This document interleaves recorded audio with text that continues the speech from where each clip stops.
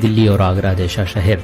मुसलमानों के बगैर भारत रॉकेट टेक्नोलॉजी से भी महरूम रहता, क्योंकि इसे बनाने वाला टीपू सुल्तान एक मुसलमान था।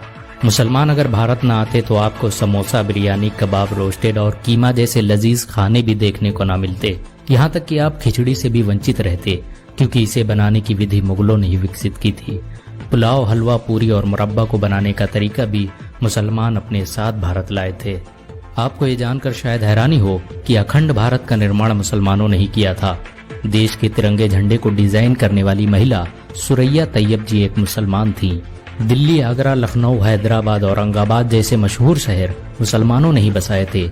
एक अंदाजे के मुताबिक मुसलमानों ने भारत में 10,000 से अधिक गांवों और कस्बों का निर्माण किया, जो आज भी भारत की शान माने जाते हैं।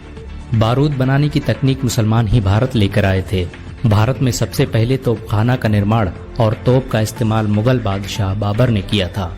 मुर्शिदाबाद, बीजापुर, तंजौर जैसे शहरों में मुसलमानों ने ही सबसे पहले शस्त्र बनाने के कारखाने स्थापित किए। ये भारत के पहले कारखाने थे जहां पर बंदूकों, तोपों और रॉकेटों का निर्माण किया जाता था। मुसलमानों के आने से पहले भारतीयों को बंदूक बनाने की तकनीक के बारे में कोई अंदाजा नहीं था।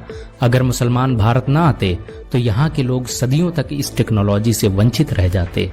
आपको ये जानकर हैरानी होगी कि खजूर, फूल गोभी, नींबू, धनिया, सेब, संतरा इत्यादि के पेड़ मुसलमान ही भारत लाए थे। मुसलमानों ने ही भारत में सबसे पहले इनकी खेती प्रारंभ की, जो बाद में भारत की प्रमुख फसलें बन गईं।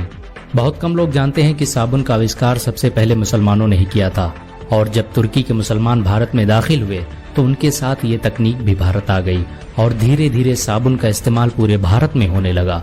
मुसलमानों के आने से पहले भारत के लोग रेत का इस्तेमाल करते थे। दुनिया के 7 अजूबों में भारत के ताजमहल का नाम भी आता है, जिसका निर्माण शाहजहां ने करवाया था। अगर मुसलमान भारत न आते तो भारत एक अंतर्राष्ट्रीय पहचान से महरूम हो जाता। मुस्लिम शासकों ने भारत में 6 लाख से भी अधिक इमारतें बनवाई, जिनसे हर साल भारत सरकार अरबों रुपये की कमाई करती है। इन सभी जमीनों का लेखा जोखा वक्फ बोर्ड रखता है।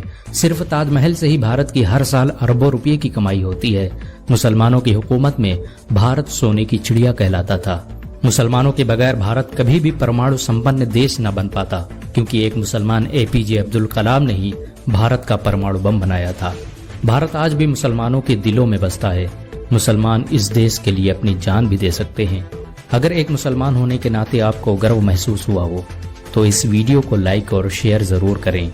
ऐसी और वीडियो को देखने के लिए हमारे चैनल को सब्सक्राइब करें, घंटा जरूर दबाएं। अगर आप यह वीडियो फेसबुक पर देख रहे हैं तो हमारे पेज इंडियन मुस्लिम्स को जरूर लाइक करें।